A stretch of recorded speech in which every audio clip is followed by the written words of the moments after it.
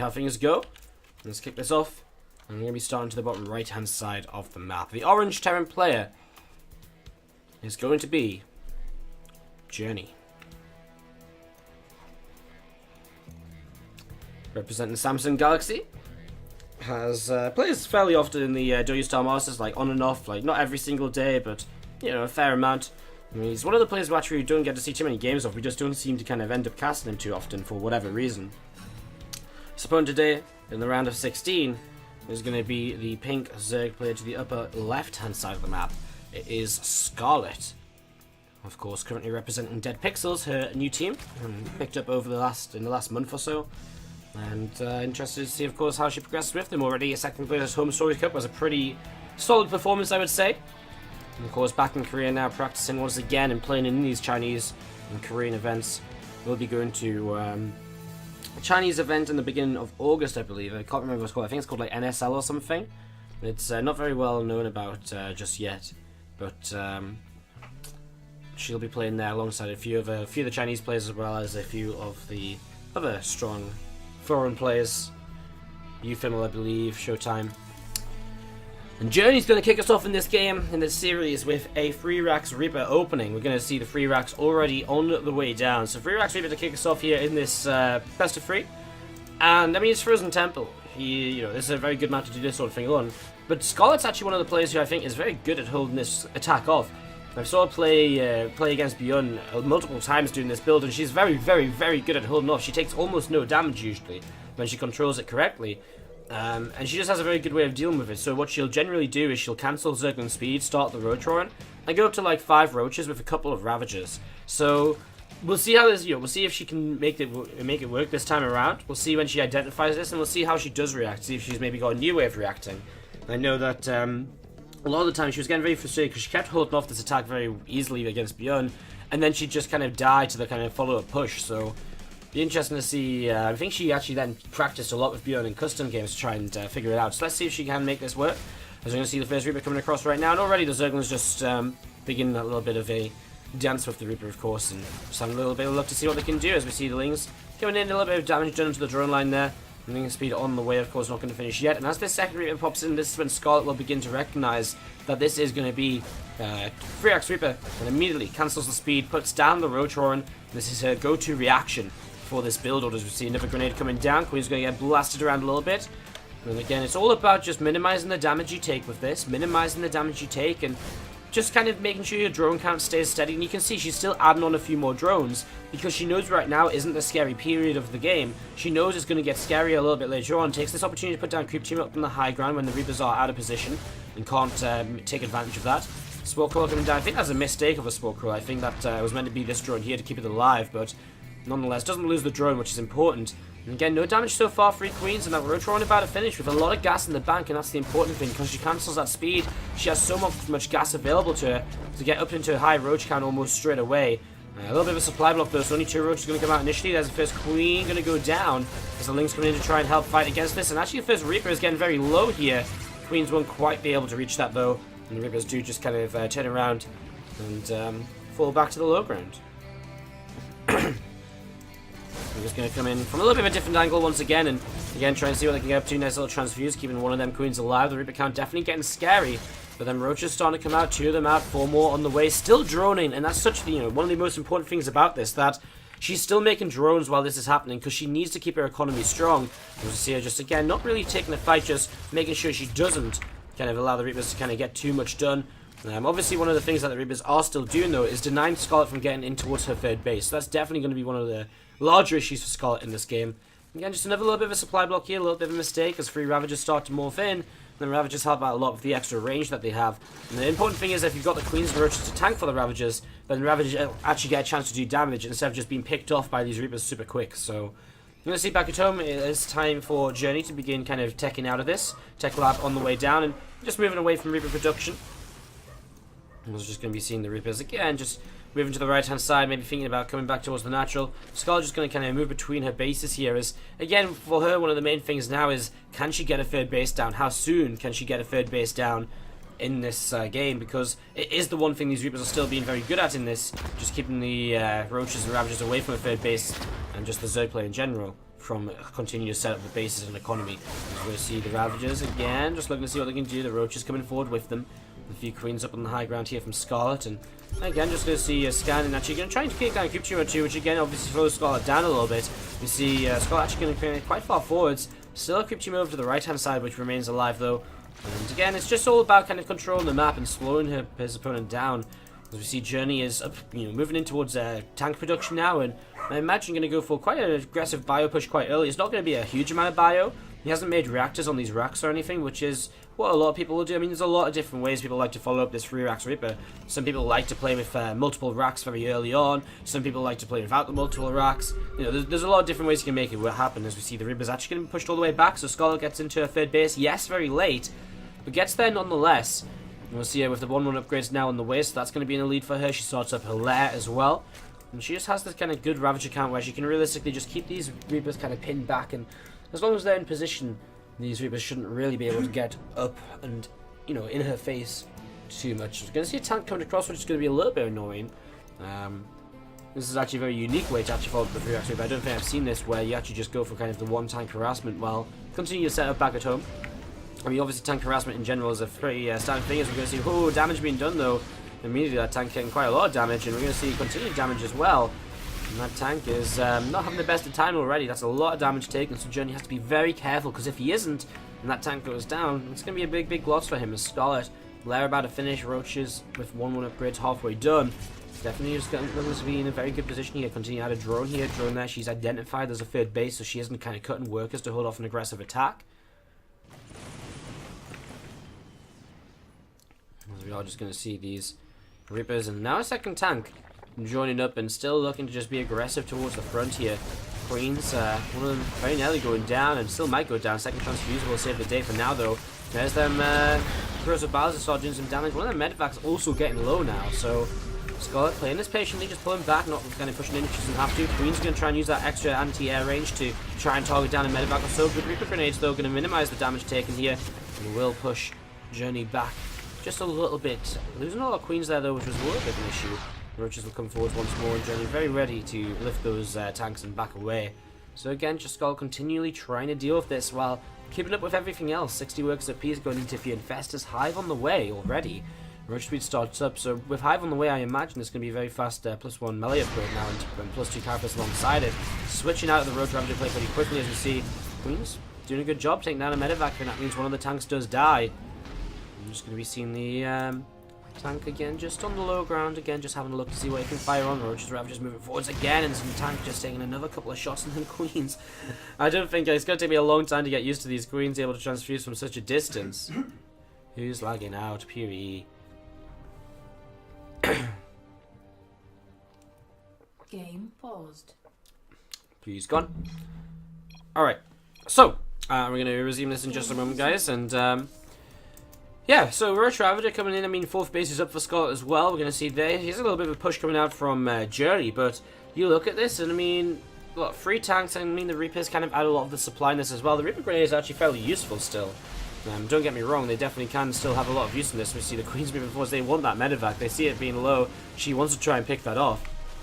We're just going to be seeing the rocks getting taken down here. Over to the right-hand side, we're going to see the tank coming down. I'm just going to see the Roaches and Ravagers just moving forwards and just looking to see what they can get up to. No, the Infestors don't have energy for Fungal yet, because that would have been a pretty good time to Fungal. Tanks in the back starting to take damage, but actually the Marines are beginning to push through. The Infestors still not Fungal growing just yet. Now they have the energy, and Scarlett maybe just taking that fight just a little bit too soon. Keeps a lot of her Ravagers alive though, which is important. Nice Fungal growth there. Grabs just one of those Infestors. Another Fungal, 2. You're going to grab another clump of Marines, and Scarlett continue to trade well. It's just the tanks, which have been a little bit of a nuisance, and as she gets another wave of reinforcements, she actually grabs a nice set of Fungals, but misses, or doesn't have enough barrels to actually clean up the medevacs. But she does push this back, and actually takes a bit of a supply lead from it. More Roach is on the way out, the melee upgrades come in. She's also going into that Ling speed, realizing that her Lings might be something she goes into a little bit later on in this as a harassment-based unit. We're going to see a couple of tanks coming down, and we're going to see her once again just pushing forwards. And oh, that tank getting so low. And still just the tanks continue to be a little bit annoying wherever possible. Ultra Cavern halfway done. Scott really getting into this next sort of stage of the game, ready to transition, and its Journey, he really is going to be after the player responding to this in the very near future.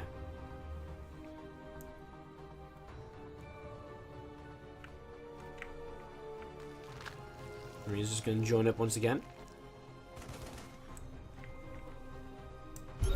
See a little bit of a push coming up the right-hand side now, so these few Marines are actually going to back away. Scarlett going to have to direct her attention over to the right. Obviously, one thing with the Free Axe Reaper opening Scarlett's creep spread is not as strong as Scarlett's creep spread usually is. I mean, Scarlett's one of these players you see creep spread of and you're like, whoa! But, you know, you can probably look at the minimap in a lot of games and be like, well, this is someone like Scarlett. But this case is not going to be like that because the Reapers denied it so much early on, as we do see a little bit of a push forwards, and actually Scarlett going to fight into these Liberators. We're going to see one Liberator left over, needs one more Corrosive Bar to make this happen. We are going to see her coming down. She's coming from the left-hand side as well, and she's cleaning out a lot of this. Actually, there's another Liberator over here. Apologies, I missed that one. We're going to see the Corrosive Bar's not quite enough just yet. There we go, finally taking this down, and she has enough to keep on pushing through, and you can just see this has been a commanding victory for her. With a little bit of an extra upgrade lead as well. She had that +2 carapace over her opponent. And she's just going to push through. She's going to have ultras on the Remax. And she did lose her Infestors, or she kept 3 of them alive. How many did she lose? 4. So just a few. But the thing is, she just has so much Roach Ravager here that she's very easily going to be able to just back away and, well, spoof in another couple of Ravagers and just kind of continue being set to go. So you're going to see SCVs moving out in towards the center of the map. Is this Journey just like in a desperation move? I mean, oh no, it's because he's walled off over here. So he's trying to send his SCVs to the 4th base. But they just got misrallied because of the wall off of his own, because of his own wall off. So, just trying to move in towards the 4th base with the main base orbital. Just trying to get that in location right now. Scarlett going to move back towards the upper side of the map again, realizing most likely that this game is very much so in her control. She's not in any major rush. I like there's just a few Zerglings down the left, and they're going to be able to come in and deny this 4th base mine for just a little while. And that's one of the negatives, of course, about trying to take a 4th base as your main base orbital. You don't get the Planetary Fortress. And Scarlett could be getting a lot more damage if she just had those Zerglings there. A few of them just sitting AFK. We'll pull them back still. We're going to see this medevac drop is not going to get too much done. Does she hit the fungal? Yes, she does. Corrosive Bowels will be enough to clean it up as well. So, nice little combo there. First Ultralisks are on the way out. We see this push continuing down the left-hand side. And, well, Journey, I was about to say, his armies are, most of his armies are in position. But it's actually just, his army is so small that he just doesn't really have that much here. As we're going to see the Corrosive Bowels should be enough to clean up these Liberators fairly easily. Just a little bit slow coming down. There we go. One Liberator going down. And we'll see Scarlett just looking for that fungal growth to try and land onto the bio, of course. As we're going to see the 4th base continue to take damage. Actually, 2 Infestors get taken down. That's not the best for Scarlett. She will kill off this orbital, though. She'll probably just back away here. Needs a few more Infestors, perhaps. Just, there we go, 6 more on the way. Just needs them to kind of lock down these units to make the battles a little bit more effective, make the Ultras play a little bit more effective as well. As we see over to the right-hand side now, these couple of medevacs are going to head on over there and just going to start unloading these Marines. Scarlett's still very much so in kind of control of this game. We're going to see the Ultras again, just responding to this. And I mean, both players are kind of ping-ponging from left to right, and just, testing different attack paths. This time, Journey's going to go up the left side with a drop, and he's going to be successfully cleaning out a little bit of creep. But, I mean, darn does he need to. He's got so much creep to clean out, and Scarlett has so much control down that left side. I mean, now she's just pushing down the right, and so she's going to come in here. There's a couple of Liberators already sieged up. These Ultras are going to keep moving forwards, and Battles are going to keep coming down. We're going to see one Liberator left over, but I mean, it doesn't really matter, I don't think. Them tanks on the high ground probably the most annoying thing right now. The Ravagers should be able to deal with them, though, if she gets high ground vision. And actually, that's the only thing that's stopping her, I think. The lack of high ground vision here, so one Overseer could change the world right now. As we see the Ultras, though. I mean, I think it's enough anyway, and there we go. High ground vision comes in. Fungal growth on the tanks, and actually that means they can't get away from those battles. And that should just be Scarlett cleaning on up. A few units coming from the top there, the units that were coming around the left-hand side, we're going to see, well, doesn't even need the fungal growth apparently, as we see her just continue to clean out. Another battle or two on each of these Liberators, and Journey will be the one typing out GG, and that is going to be Scarlett taking game number 1 of this. As we go into King Sejong Station. Very Terran-favoured map, but Scarlett seems to not really mind playing on it because she never seems to veto it. I've seen her play this map so much. And keep talking about how we probably don't see King Sejong a lot in ZvT, and then we keep on seeing it. So, well, see how it goes. I mean, some Zergs maybe just don't mind playing on it because they just feel as though they can negate the kind of Terran aggression anyways. Maybe the 8-range creeds will help Scarlett here a little bit. I mean, she's been playing this map for quite a while. As we see to the bottom right-hand side, our orange Terran player. Let's hear it, guys, if you're cheering on Journey. To the left. Hubbard game. Looking to take the 2-0 move into the round of 8 is going to be our pink Zerg player from Dead Pixels. It's Scarlett.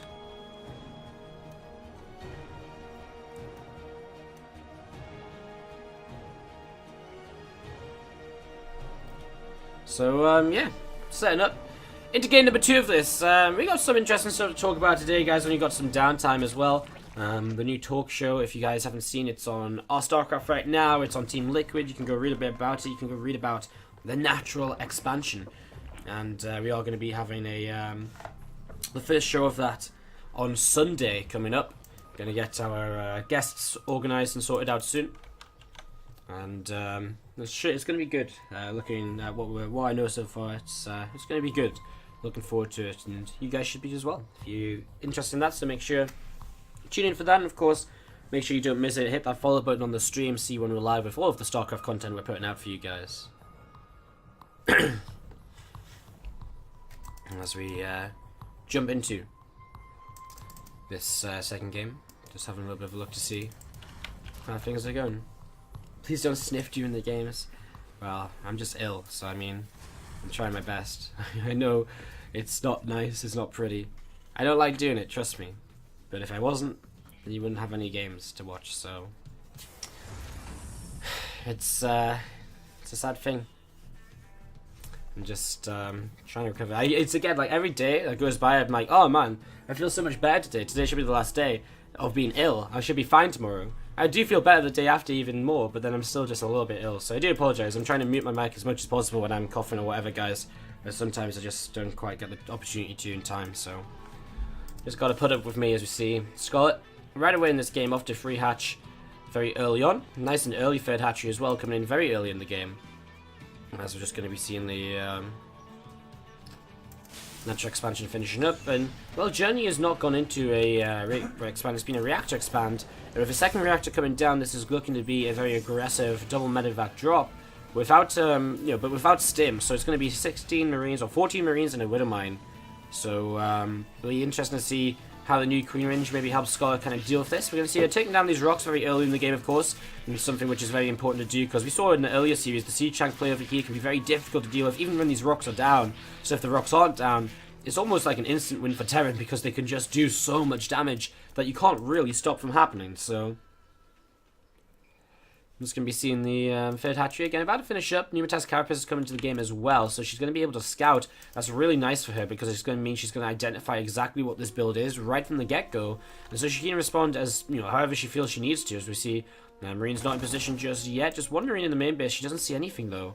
So considering she's committed in towards this kind of pneumatized Carapace, to not be able to scout here is definitely a little bit of a mistake. Is a little bit of a shame, because she's invested money to make, to see this, and yet she's not seeing it. So I'm going to see the Widow Mine about to pop out, the second medevac as well. So it is going to be just 12 Marines, or 14 Marines, perfect. So 14 Marines and the Widow Mine, 2 full medevacs, and off and away we go. They start heading across the map right here. That Overlord, because it moved out of position, is not going to be in position now to see these couple of medevacs starting to head across the map. So that's going to be coming across here, these couple of medevacs, they're going to be unloading to the right-hand side very soon. Scarlett, though, with Zerglings already underneath. Not many Zerglings, but still a few. And she will see this starting to come forwards. And one of the main things is just denying the Widow Mine from getting too much damage done, as we'll see the Queens most likely pulling forwards here as well. And there's a lot of Zerglings. It's, again, just the... look at the range of the Queens. It's ridiculous. As we're going to see, actually, there's going to be some friendly fire, I think. Oh, goes on to the Queens, the damage of the Widow Mine. But that's not ideal. The Queens continue to pick away at the medevacs, and Journey gets completely shut down. Scarlett takes absolutely no damage at all to this, and well, shuts down one of the medevacs too. So the continued aggression, one of the powers of this build is being able to continually drop and be aggressive. But one medevac dead, nope. Second medevac very low. No way are you going to be able to continue doing damage with this now, at least not without taking a huge risk of just losing another medevac. So this is Scarlett taking a fantastic setup here in game number 2. And Scarlett, is she going to move on through into the round of 8 over Journey? If she does, she really is becoming my favourite to win today's Douyu 46. But still a long way to go, so let's not get too far ahead of ourselves. So we're going to get caught by a few Marines. As we're just going to be seeing the Lings just collecting together with these Queens as well. And we're just going to be seeing a lair just on the way up. We're going to see that Baneling Nest also coming down from Scarlett as well. So Baneling Nest on the way down, we're going to see the lair just coming up to being about halfway done. The 1-1 upgrades from Scarlett just over. Just coming up here with a bit of a lead on those as well. 5 extra racks from Journey. He has got a third CC though, so he's just going up to kind of a lot of mid-game production. It was only 1 racks initially, so it's actually only 6 racks, which is not too crazy. I mean, generally it's 3 racks, then 5 racks. You know, the general stage of the game of 3 racks, then 5 racks, then 7 racks, then like 11 racks much later on. But 6 racks, I mean, it's just one of them things. Maybe had enough money to do it, so he did it. So there's going to be seen Journey with a tank-based follow-up. Scarlett has got that those rocks down. She has got creep now spreading down the left-hand side of the map as well, giving her that extra vision to begin to prepare against any sort of attack. One thing she doesn't have just yet is that 4th base, but that's something I'm sure she'll start to get into, start getting going for herself very soon. As we see, one Queen's going to go down here. It's a bit of a mistake. Queen's going to step forward, try and pick off that Liberator. Queen range not enough just yet to kick that off, as we see the 2 tanks just going to be backing away over to the left-hand side and just looking to kind of clean up some creeps, slow down Scarlett a little bit. Journey only just landing his 3rd CC now, only just going to be starting to mine from that here in the next few moments. So Scarlett definitely been at a good advantage in this game, considering, because of the way she's opened, basically, as we see the Queen's going to come forwards and just try and push the medevacs back once again. One creep tumor surviving here. I mean, she wants to pull the Queens in this direction anyways, because she would quite like to get the creep tumors re-established to this side. Has to use her energy on transfuse for now, though. Could definitely do with just a few Zerglings underneath these Queens, or underneath those medevacs. Just stop those tanks from dropping as a Viking. Has picked off 1 Overlord so far. Currently on the hunt for a 2nd Overlord at some point in this game. We're just going to be seeing, again, a couple of tanks just continuing to move around, so... Creep being pushed away in the center of the map, and again, it's Scarlett though. She's very good at re-establishing this creep spread, and that's exactly what we're already seeing. Another Overlord taking some damage. Might be able to get into the main base and survive here, actually. Queen pulling in, so she will be able to target that Viking. Doesn't have a transfuse for the Overlord. Oh, she's kicked the Queen away. Alright. Oh, it's not the end of the world. We see a couple of medevacs over to the right-hand side. Journey's continuing to be aggressive here, and Scarlett goes into Mutalisk play. 2-2 upgrades on the way for her as well. Bane speed about to finish up.